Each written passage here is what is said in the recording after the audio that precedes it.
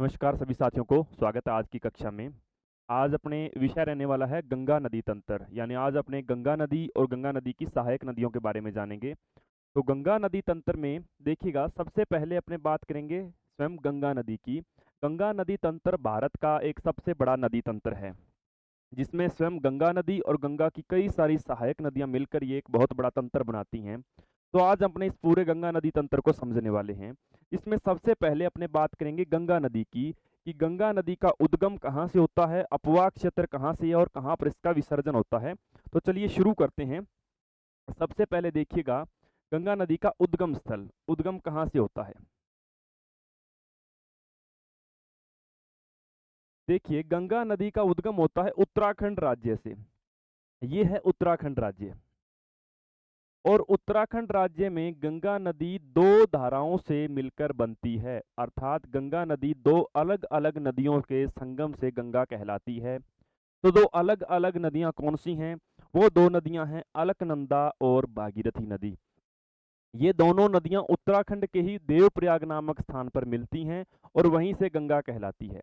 तो अपने सबसे पहले इन दोनों नदियों के संगम स्थल को समझते हैं। तो देखिएगा, इसमें हम पहले गंगा नदी की बात कर रहे हैं।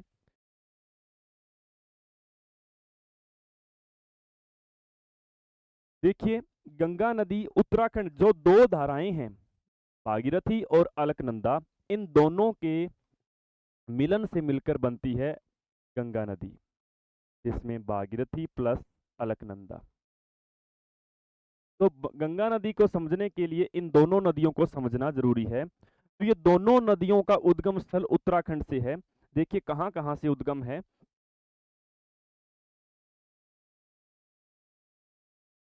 ये है पहली नदी जिसका उद्गम स्थल है भागीरथी नदी का उद्गम स्थल। ये है भागीरथी नदी, और भागीरथी नदी का उद्गम स्थल है उत्तराखंड राज्य में, जिला है उत्तरकाशी, और उत्तरकाशी के अंदर ग्लेशियर है गंगोत्री। गंगोत्री क्या है? ग्लेशियर का नाम है, हिमनद है जहां से नदी निकलती है। तो उत्तराखंड के उत्तरकाशी जिले में गंगोत्री ग्लेशियर, ये है गंगोत्री ग्लेशियर, यहां से नदी निकलती है जिसका नाम है भागीरथी नदी। उसके बाद दूसरा स्थान देखिए, ये है अलकनंदा का स्थान।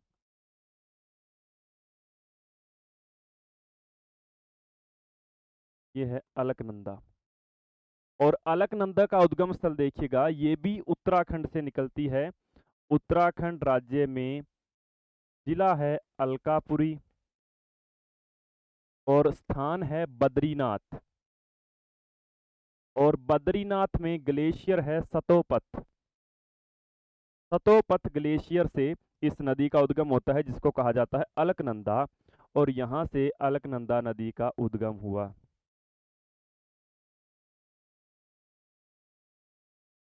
और इन दोनों नदियों का संगम, इन दोनों नदियों का संगम उत्तराखंड के ही एक स्थान पर आकर ये दोनों नदियां मिल जाती हैं, और इसी को कहते हैं गंगा नदी।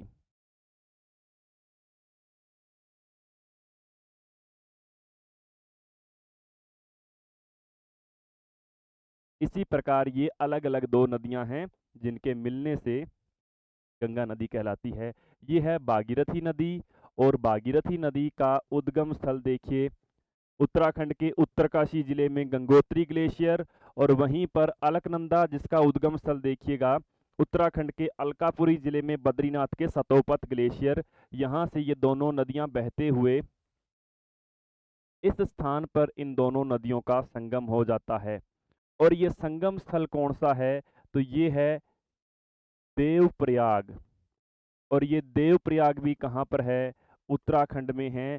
और इस देवप्रयाग के बाद ये नदी है, ये एक धारा कहलाती है, और यहाँ से इसका नाम हो जाता है गंगा नदी। तो गंगा नदी का उद्गम समझने से पहले आपको इन दोनों नदियों को समझना होगा। अब यहाँ पर आप एक चीज और ध्यान दीजिएगा, देवप्रयाग, प्रयाग का अर्थ होता है जहां पर दो नदियों का संगम होता है, उसे प्रयाग कहते हैं। यहाँ पर अलकनंदा और भागीरथी का संगम स्थल है, लेकिन इससे पहले ये है अलकनंदा नदी। अलकनंदा नदी पर सबसे अंत में आकर भागीरथी नदी मिलती है, लेकिन इससे पहले कई सारी नदियां अलकनंदा नदी में मिलती हैं। और यहाँ पर अलकनंदा नदी पर बहुत सारे प्रयाग बनते हैं। वो प्रयाग कौन से हैं देखिएगा। सबसे पहले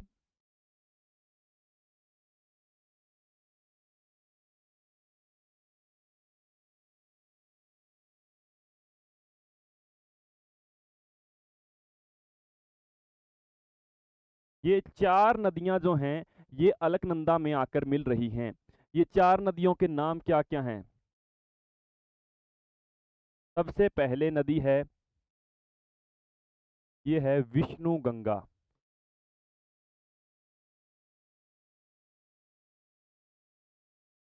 धौली गंगा। धौली गंगा। उसके बाद है नंदाकिनी। उसके बाद ये नदी है मंदाकिनी। और उसके बाद ये नदी है पिंडार। अलकनंदा नदी उत्तराखंड में बहते हुए देवप्रयाग में जाकर गंगा कहलाती है। लेकिन इससे पहले इसमें चार नदियां आकर मिलती हैं। वो नदियां हैं धौली गंगा, नंदाकिनी, मंदाकिनी, पिंडार। और जहां जहां पर इनका ये संगम हो रहा है, इन संगम स्थलों का अलग अलग नाम है। अर्थात जहां पर धौली गंगा और अलकनंदा का संगम हो रहा है, ये स्थान ये कहलाता है विष्णु प्रयाग। इसे विष्णु प्रयाग कहा जाता है, क्योंकि ध्यान रखिएगा धौली गंगा यहाँ पर आकर अलकनंदा से मिल रही है। इससे पहले अलकनंदा का नाम विष्णु गंगा होता है, यानी यहाँ पर विष्णु गंगा और धौली गंगा का मिलन होता है और ये कहलाता है विष्णु प्रयाग। तो यहाँ पर अलकनंदा प्लस धौली गंगा मिलकर बनाते हैं विष्णु प्रयाग। उसके बाद अलकनंदा आगे बढ़ती है तो इसमें यहाँ पर आकर नंदाकिनी नदी इसमें मिल जाती है। तो नंदाकिनी नदी के मिलने से यह कहलाता है नंद प्रयाग। नंद प्रयाग। उसके बाद आगे बढ़ती है नदी, इसके अंदर आकर मंदाकिनी नदी मिल जाती है। मंदाकिनी नदी के मिलने से ये कहलाता है रुद्रप्रयाग। उसके बाद अलकनंदा नदी आगे बढ़ती है, आगे बढ़ने पर इसमें आकर मिल जाती है पिंडार नदी। और पिंडार नदी के और अलकनंदा के संगम स्थल को कहा जाता है कर्णप्रयाग। और अंत में इसमें किसका विलय हो जाता है? भागीरथी नदी का विलय हो जाता है। और जहां पर भागीरथी और अलकनंदा का विलय होता है, इसको कहा गया देवप्रयाग उत्तराखंड। और देवप्रयाग के बाद ये दोनों नदियां एक हो जाती हैं और ये क्या कहलाती है? गंगा नदी कहलाती है। इसका मतलब क्या है कि गंगा नदी बनने से पहले इस पर कितने प्रयाग हैं? 5 प्रयाग आते हैं विद देवप्रयाग। क्योंकि देवप्रयाग के बाद गंगा नदी अस्तित्व में आती है। तो देवप्रयाग तो इनमें से सबसे अंतिम प्रयाग है। अंतिम प्रयाग इसलिए है क्योंकि इसमें आकर भागीरथी नदी अलकनंदा में आकर मिलती है, वो स्थान कहलाता है देवप्रयाग। इससे पहले चार नदियां देखिए, धौलीगंगा, नंदाकिनी, मंदाकिनी और पिंडार, ये अलग अलग प्रयाग बनाती हैं उत्तराखंड राज्य के अंदर। तो ये पांचों प्रयाग उत्तराखंड राज्य में हैं और अंतिम पांचवा प्रयाग है देवप्रयाग, जिसके बाद गंगा नदी शुरू होती है।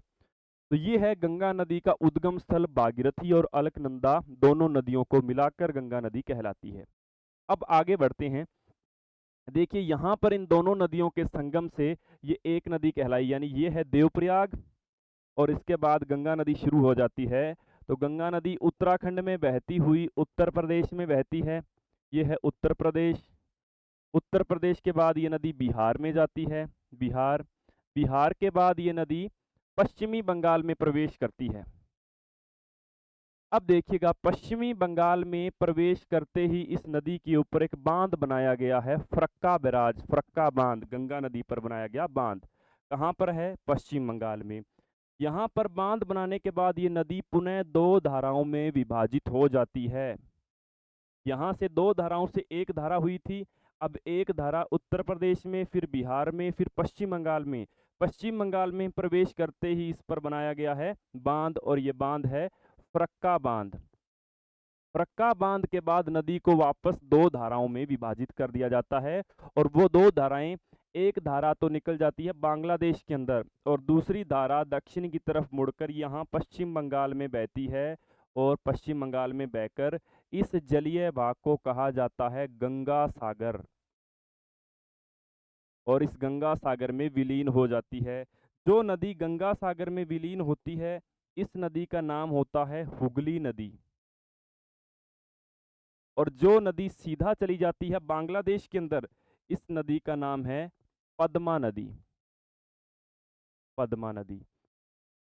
अब हुगली नदी तो यहीं समाप्त होगी। देखिए फरक्का बांध के बाद हुगली नदी पश्चिम बंगाल में बहती हुई गंगा सागर के अंदर विलीन हो गई। लेकिन दूसरी जो नदी मुख्य धारा थी पद्मा नदी, ये बांग्लादेश में चली गई और बांग्लादेश में यहाँ असम से आ रही है ब्रह्मपुत्र नदी, जिसको बांग्लादेश में जमुना नदी कहते हैं, भारत की ब्रह्मपुत्र नदी। वो जाकर बांग्लादेश में किससे मिल जाती है? इस पद्मा नदी से, अर्थात जो गंगा की ही एक धारा है। तो पद्मा नदी और यहाँ पर ब्रह्मपुत्र नदी दोनों मिलकर बांग्लादेश में पुनः एक हो जाती हैं और ये एक धारा कहलाती है मेघना नदी। और ये मेघना नदी आगे चलकर बंगाल की खाड़ी में विसर्जित हो जाती है। यहाँ पर एक बार दोबारा समझिएगा कि जहाँ से इसका उद्गम हुआ वहां से ये दो धाराओं में विभाजित होकर एक बनी है गंगा नदी। कहाँ पर? देवप्रयाग में, जो अभी अपने पढ़ के आए हैं। इसके बाद ये नदी उत्तराखंड से उत्तर प्रदेश में जाती है, उत्तर प्रदेश से बिहार में, बिहार से पश्चिम बंगाल में। अब पश्चिमी बंगाल में जाने के बाद इस नदी पर बांध बनाया गया है, उस बांध का नाम है फरक्का बांध। अब फरक्का बांध का काम क्या है? ये फरक्का बांध इस नदी को दो धाराओं में विभाजित कर देता है, जिनमें से एक धारा तो दक्षिण में पश्चिम बंगाल की तरफ चली गई। इसका नाम क्या है? हुगली नदी।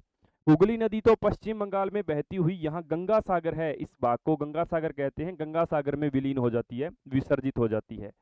दूसरी दो धारा थी, दूसरी नदी का नाम है पद्मा नदी, क्योंकि गंगा का वापस से दो नाम हो गए, हुगली और पद्मा।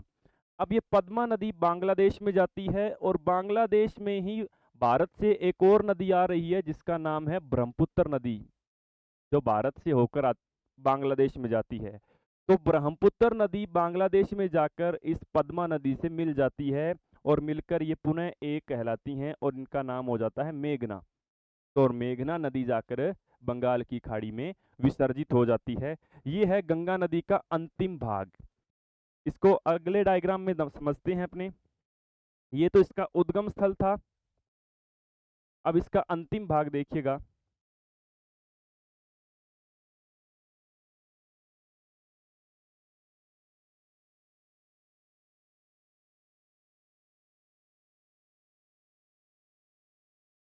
यहाँ तक गंगा नदी आती है और यहाँ पश्चिम बंगाल में गंगा नदी पर एक बांध बना दिया गया।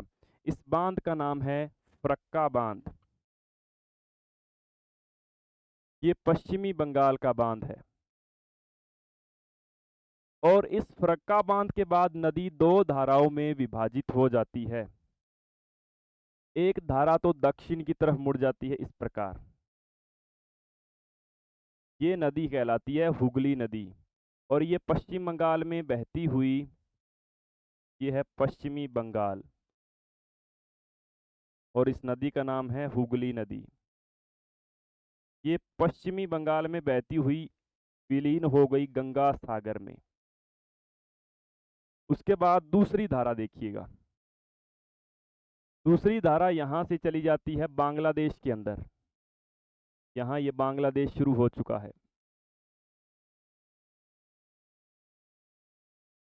अब बांग्लादेश में इस नदी का नाम कहलाता है पद्मा नदी, या फरक्का बैराज के बाद ही इसको पद्मा नदी कह सकते हैं।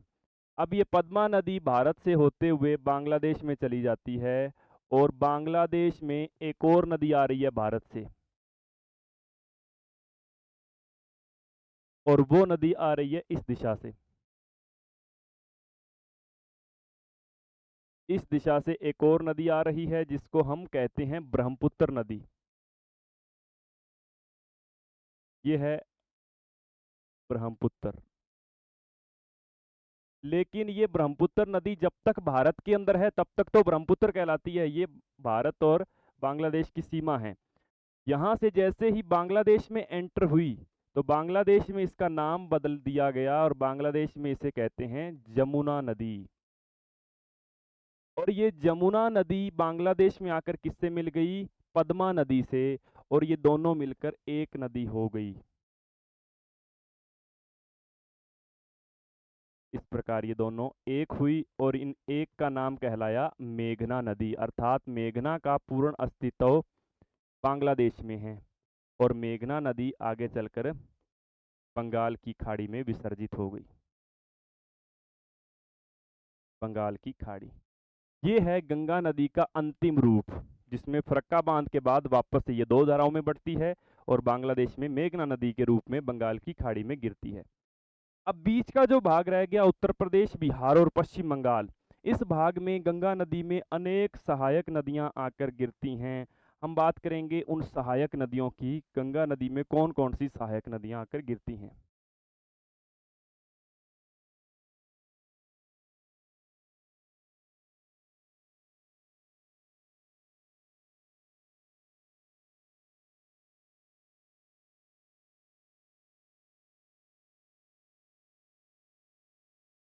ये है फरक्का बैराज, जहां पर आकर नदी पुनः दो भागों में विभाजित हुई थी। अब ये है गंगा नदी, जो उत्तर प्रदेश और बिहार में बहती है और यहाँ पश्चिम बंगाल में इसके बाद बहेगी। अब इसमें देखिएगा कौन कौन सी नदियां आकर मिलती हैं। पहले अपने बात करेंगे दक्षिण की तरफ से कौन कौन सी नदियां आकर इसमें मिलती हैं।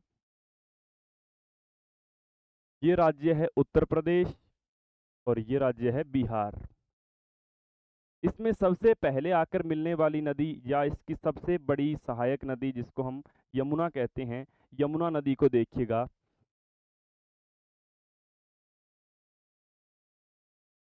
यमुना नदी का उद्गम स्थल, यमुना नदी निकलती है उत्तराखंड से और उत्तराखंड में बंदरपूंछ श्रेणी नामक, बंदरपूंछ श्रेणी, ये पहाड़ियों के नाम है बंदरपूंछ श्रेणी। यहाँ से ग्लेशियर है यमुनोत्री, यमुनोत्री ग्लेशियर से ये नदी निकलती है, यमुना नदी। और ये दिल्ली, आगरा, इटावा होती हुई उत्तर प्रदेश में आकर गंगा नदी में मिल जाती है। ये गंगा के दाएं तट पर आकर मिलती है और गंगा की सबसे बड़ी सहायक नदी है यमुना नदी। जिस स्थान पर आकर ये मिलती है, ये स्थान है इलाहाबाद या प्रयागराज। इलाहाबाद या प्रयागराज में गंगा और यमुना का संगम होता है। ये इसकी सबसे बड़ी सहायक है, जो उत्तराखंड की बंदरपूंछ श्रेणी में यमुनोत्री हिमनद से आकर उत्तर प्रदेश में आकर यमुना गंगा नदी के अंदर मिल गई है। उसके बाद इसकी दूसरी बड़ी सहायक नदी देखिएगा, वो है सोन नदी। अब सोन नदी का उद्गम होता है मध्य प्रदेश से। ये सोन नदी का उद्गम स्थल है।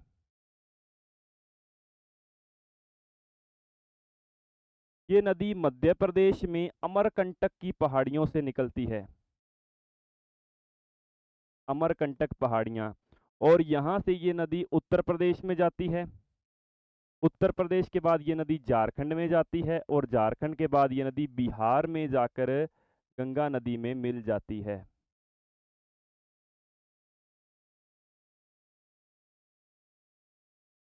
ये बिहार में गंगा नदी पर दाएं तट में आकर, गंगा नदी के दाएं तट पर आकर मिल चुकी है।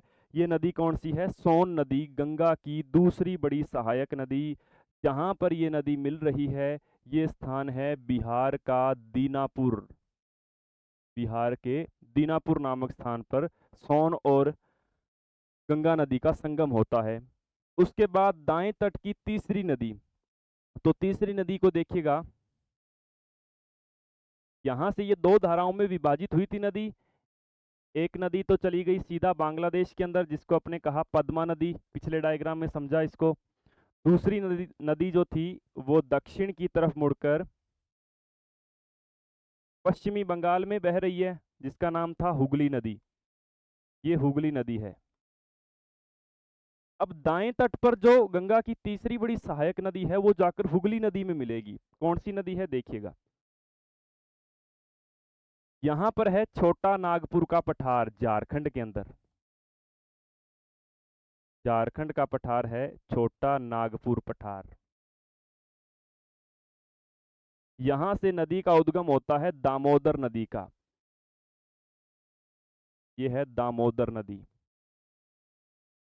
और दामोदर नदी झारखंड से सीधा जाती है पश्चिमी बंगाल, और पश्चिम बंगाल में जाकर गंगा की धारा हुगली नदी के अंदर जाकर विसर्जित हो जाएगी।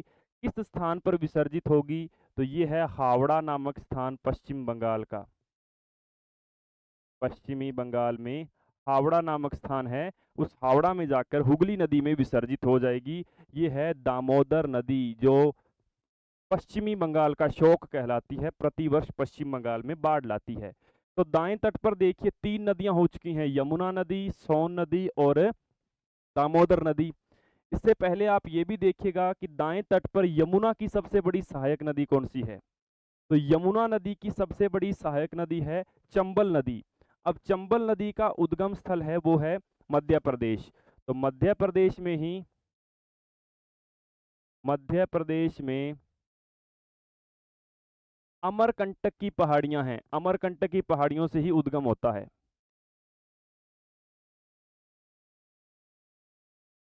अमरकंटक की पहाड़ियों से उद्गम होता है चंबल नदी का, और ये राजस्थान से होते हुए उत्तर प्रदेश में जाकर यमुना नदी के अंदर विसर्जित हो जाएगी। ये है चंबल नदी,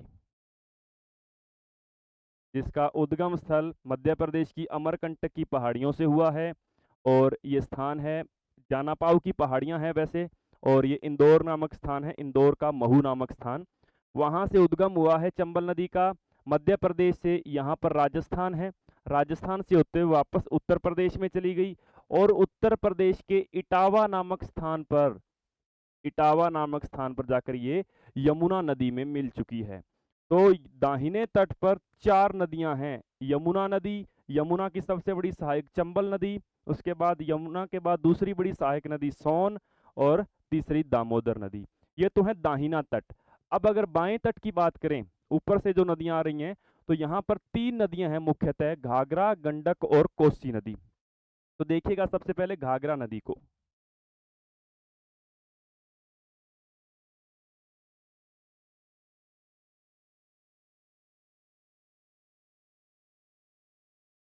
घाघरा नदी को समझने से पहले ये देखिए, घाघरा नदी का उद्गम होता है तिब्बत से, और तिब्बत में एक हिमनद है, ग्लेशियर है, मापा चाचुंगो। ये ग्लेशियर का नाम है मापा चाचुंगो। मापा चाचुंगो नामक ग्लेशियर जो कि तिब्बत में है, यहाँ से नदी निकलती है घाघरा नदी, और ये नदी तिब्बत से नेपाल में आती है, नेपाल के बाद ये उत्तर प्रदेश में आती है, और उत्तर प्रदेश के बाद फिर बिहार में आती है। ये है घाघरा नदी, बाएं तट की एक महत्वपूर्ण नदी। और कहाँ पर आकर मिल रही है गंगा में? बिहार के अंदर, और बिहार का ये स्थान है छपरा नामक स्थान। छपरा नामक स्थान पर आकर बिहार में ये गंगा नदी में मिल जाती है। ये है घाघरा नदी। लेकिन इस घाघरा नदी के अंदर भी आकर 2 और सहायक नदियां मिलती हैं, ध्यान रखिएगा। एक नदी मिलेगी इस भाग से, इस नदी का नाम है शारदा नदी, शारदा नदी। और इस शारदा नदी का उद्गम हुआ है नेपाल में मिलान हिमनद से। ये नदी नेपाल से आई है, नेपाल के मिलान हिमनद से, मिलान ग्लेशियर से, और वहां से होती हुई उत्तर प्रदेश में, और उत्तर प्रदेश में आकर किसमें मिल गई? घाघरा नदी के अंदर आकर विसर्जित हो रही है। जो अयोध्या नगर है, अयोध्या नगर, वो इसी के किनारे पर स्थित है। और इसी नदी को उत्तर प्रदेश के अंदर सरयू नदी के नाम से जाना जाता है, जो घाघरा की प्रमुख सहायक नदी है। तो घाघरा के अंदर एक तो शारदा नदी मिल रही है, एक और नदी आकर मिल रही है जिसका नाम है राप्ती नदी, राप्ती नदी। ये भी आकर इसी में मिल रही है, राप्ती नदी उत्तर प्रदेश में बहती है ये भी नदी। तो बाएं तट में घाघरा नदी, घाघरा के बाद देखिए एक और नदी आती है गंडक नदी। यहाँ पर गंडक नदी बहती है।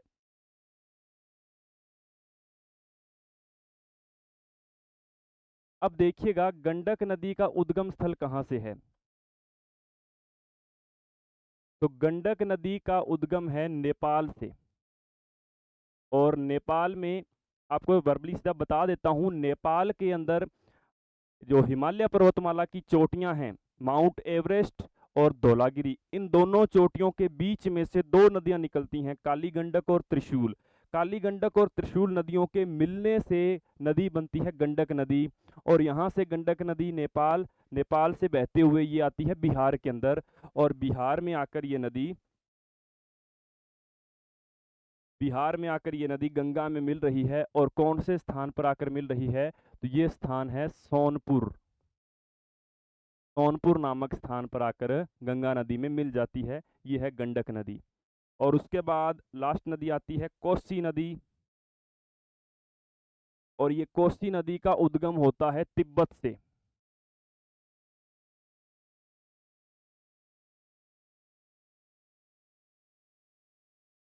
ये है कोसी नदी, और ये कोसी नदी आती है तिब्बत से। अब तिब्बत में किसी एक स्थान से नहीं, क्योंकि तिब्बत के अंदर अलग अलग 7 सरिताओं से मिलकर ये नदी बनती है, इसलिए इस नदी को सप्तकोसी नदी भी कहा जाता है। और वहां पर इसका नाम अरुणा नाम होता है। तो अरुणा नदी नाम से ये नदी तिब्बत से आती है, तिब्बत के बाद नेपाल में, और नेपाल के बाद भारत के बिहार में, और बिहार का स्थान है भागलपुर। भागलपुर बिहार। तो भागलपुर में आकर ये गंगा नदी में मिल रही है। और ये कहाँ से है, तो तिब्बत से आती है। और गंडक नदी जो नेपाल से आ रही है, और घाघरा नदी ये भी तिब्बत से आ रही है। तिब्बत के कौन से ग्लेशियर से, मापा चाचुंगो। तीनों नदियां आकर मिल कहाँ रही हैं गंगा नदी में, बिहार के अंदर। घाघरा नदी तो बिहार के छपरा में आकर मिल रही है, गंडक नदी बिहार के सोनपुर में आकर मिल रही है, कोसी नदी बिहार के भागलपुर में आकर मिल रही है। अंतर सिर्फ इतना है कि ये तीनों नदियों में से दो नदियां तो सिर्फ बिहार में बहती हैं, गंडक और कोसी, लेकिन घाघरा नदी पहले उत्तर प्रदेश में जाएगी, उत्तर प्रदेश के बाद बिहार में आएगी। तो ये 3 बाएं तट की नदियां हैं, और ये 3 दाएं तट की प्रमुख नदियां हैं। और ये आपका कंप्लीट होता है गंगा नदी तंत्र, जिसमें ध्यान रखिएगा घाघरा नदी की भी 2 सहायक नदियां हैं, राप्ती और शारदा। और इसके अलावा इसकी एक छोटी सी नदी और है, जिसको हम कहते हैं गोमती नदी। तो यहाँ पर गोमती नदी भी उत्तर प्रदेश के अंदर आकर गंगा नदी में मिल जाती है। और गोमती नदी का उद्गम स्थल है पीलीभीत। पीलीभीत, और ये पीलीभीत उत्तर प्रदेश के अंदर है, और उत्तर प्रदेश के अंदर ही आकर ये गंगा नदी में मिल जाती है। तो ये देखिए बाएं तट पर हैं गोमती नदी और घाघरा नदी और गंडक कोसी नदी, 4 नदियां हैं, जिसमें से घाघरा नदी की 2 सहायक हैं, शारदा और राप्ती। तो कुल मिलाकर बाएं तट पर 1 2 3 4 और 2 6 नदियां बाएं तट की सहायक नदियां हैं, और दाएं तट पर मुख्य 3 नदियां हैं, यमुना, सोन और दामोदर, और एक चंबल को भी साथ मिला लिए जाए तो ये 4 नदियां हैं। 6 और 4 10, तो ये 10 नदियां गंगा नदी तंत्र में हैं, और 11वीं नदी स्वयं गंगा नदी है, जिसको आपने डिटेल में पढ़ लिया है। तो ये कंप्लीट होता है गंगा नदी तंत्र। उम्मीद है आप सभी अभ्यर्थियों को गंगा नदी तंत्र से संबंधित सारे कन्फ्यूजन दूर हो गए होंगे, क्योंकि गंगा नदी भारत का सबसे बड़ा नदी तंत्र भी है, सबसे बड़ा मैदान भी बनाती है, और सबसे ज़्यादा सहायक नदियाँ भी इसी की हैं। तो सबसे पहला आपका काम ये रहेगा, आपको गंगा नदी को याद करना कि गंगा नदी कहाँ से इसका उद्गम होता है, स्वयं गंगा नदी का। तो ये गंगा नदी का उद्गम स्थल था भागीरथी और अलकनंदा के रूप में। उसके बाद गंगा नदी का अंतिम रूप, ये गंगा नदी का अंतिम रूप था पश्चिम बंगाल के फरक्का बांध के बाद। यहाँ से 2 धाराओं में बढ़ती है, और यहाँ पर मेघना कहलाकर बंगाल की खाड़ी में गिरती है। जब गंगा नदी क्लियर है, उसके बाद आते हैं गंगा नदी की सहायक नदियों पर। ये गंगा नदी है जो 3 राज्यों में, उत्तर प्रदेश और बिहार और आगे फरक्का बैराज के बाद ये पश्चिम बंगाल का एरिया है जहाँ सिर्फ और सिर्फ हुगली नदी ही बहती है। तो इन 3 राज्यों में बहती है। इसके बाद इसकी सहायक नदियाँ आती हैं, 4 तो इसके बाएं तट की सहायक नदियाँ और 6 इसके बाएं तट की और 4 दाएं तट की सहायक नदियाँ। और ये आपका कंप्लीट होता है गंगा नदी तंत्र। उम्मीद है सभी विद्यार्थियों को गंगा नदी तंत्र समझ में आ गया होगा। मिलते हैं अपने नए वीडियो में नई जानकारी के साथ, तब तक के लिए धन्यवाद, नमस्कार, जय हिंद।